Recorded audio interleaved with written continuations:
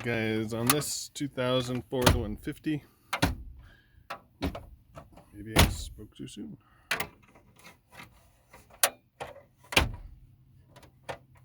Oh, no, that works.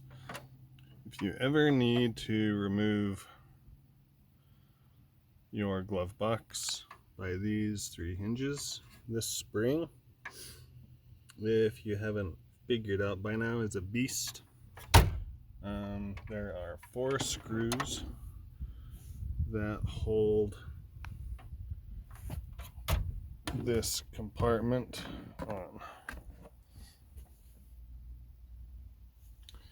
And to remove that, you can use these guide pins, which are plastic, so don't totally rely on them.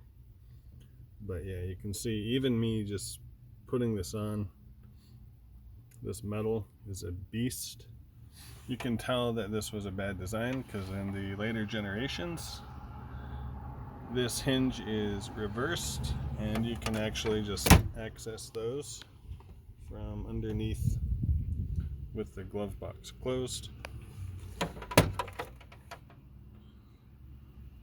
It just takes a little bit of wrestling and being careful, but yeah, that's the trick for these guys.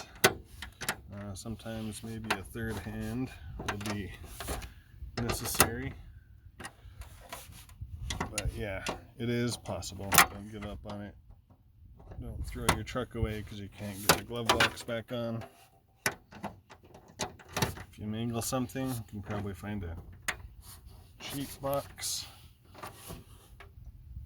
But yeah, it's possible.